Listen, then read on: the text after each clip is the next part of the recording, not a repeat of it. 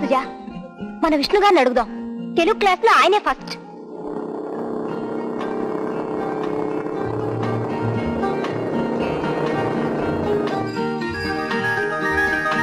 Hello sir. ఏంటండి, ఒక చిన్న ప్రాబ్లం, మీరు హెల్ప్ చేయాలి. నాకు first hour English class please అండి, 500 రూపాయలు పోతాయండి. ఏంటండి మీ గోల? అయ్యో మీకు తెలియదండి, ఈ పేపర్ వాళ్ళు ఒక చిన్న ప్రకటన చేశారు. ఫస్ట్ ప్రైజ్ 500 రూపాయలండి. ఏంటి పోటీ? ఇదిగో చూడండి. కొత్తగా ప్రేమించుకున్న ప్రేమికులు మొట్టమొదటిసారి ప్రేయసి ప్రేయుడికి ఎలా ప్రేమ లేఖ రాస్తుందో 10 వాక్యాల్లో రాసి పంపవలను. పోటీ యువతలకు మాత్రమే. నేను యువతిని కాదే. కాదనుకోండి, కానీ నేను రాసినట్టు మీరు రాస్తే. మీరు రాసినట్టు నేను ఎలా రాస్తానండి? ప్లీజ్ అండి, మీరే రాయాలండి. ఎలా రాయాలో నాకు తెలియడం లేదు. ఇందులో తెలిసేదే ఉందండి. మీరు ఎప్పుడు ఎవరిని ప్రేమించలా? లేదు. మరి ఇంతకాలం ఏం చేస్తున్నట్టు మీరు? చదువుకుంటున్నానండి. పోనీ ప్రేమించినట్టు ఊహించుకుని వస్తాను రాసేయండి. అయ్యో, అదే చేత కావటం లేదని చెప్తున్నాను కదండి. ఇందులో చేతనయ్యేది ఏమిటండి? ఇప్పుడు మీరున్నారా, నేనున్నానా? మీరు నన్ను ప్రేమించినట్టు ఊహించుకుని వస్తాను రాసేయండి. ఐడియా బాగుందండి. వస్తూ ఉంది, వచ్చేస్తూ ఉంది. ఏంటండి ఐడియా అండి? నేను చెప్తూ ఉంటాను, మీరు రాస్తూ ఉండండి. చెప్పండి. ప్రియతమా, నీ సుందర వదనం పూర్ణచంద్ర బింబం, నీ దరహాసం పూర్ణ చంద్రికా స్నానం, మలయ సమీరం పూల పరిమళం కలిసిపోయినట్టు మనము కలిసిపోదాం. నా హృదయమే నీకు పాటగా, నా ప్రాణమే నీవుగా, నేనే నీవుగా, నీవే నేనుగా, నేనుగా నీవుగా, నీవుగా నేనుగా, నేనుగా నీవుగా. చాలు చాలు. చాలా అండి, బాగుందండి. ఏంటి? నేను రాసిందండి. బ్రహ్మాండంగా ఉంది. ఫస్ట్ ప్రైజ్ గ్యారంటీగా మీకు. థ్యాంక్స్ అండి. తీసుకోండి. బెల్ కొట్టారు, క్లాస్కి వెళ్ళాలి. అయ్యే నా పెన్. ఓకే, థ్యాంక్స్ అండి. అమ్మా సుజాత, వచ్చావా? నీకోసమే ఎదురు చూస్తున్నానమ్మా. ఏమిటమ్మా?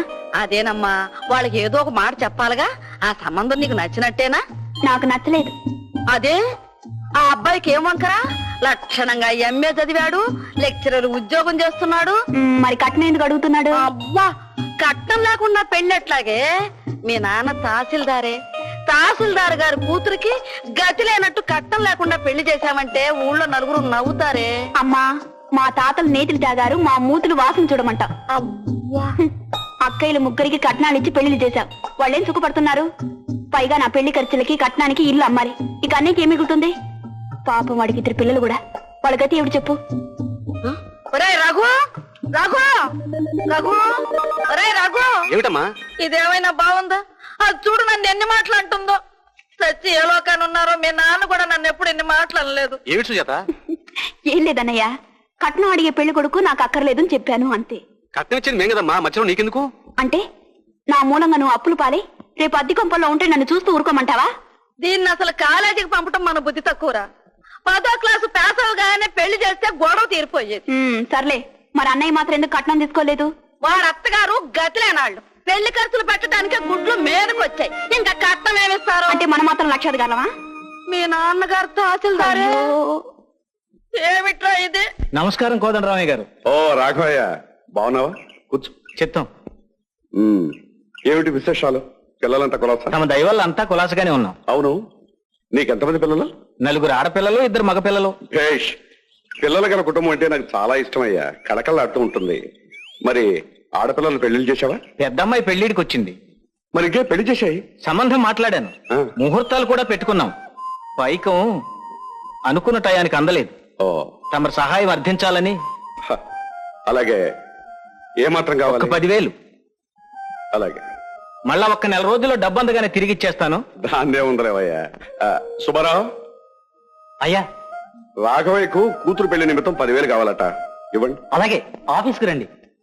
ఆఫీస్కి వెళ్ళి తీసుకో. అలాగే, వెళ్ళొస్తాను. అయ్యా, ఈ 10,000 బూడిదలో పోసినట్టే. చచ్చా, ఏమిటయ్యా అపశకున మాటలు?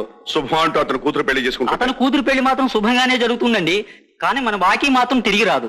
సుబ్బారావు, నువ్వు ఒట్టి సందేహ ప్రాణివయ్యా. అందరినీ అనుమానిస్తావు. సరే, నేను వచ్చిన పని విన్నవించుకుంటాను.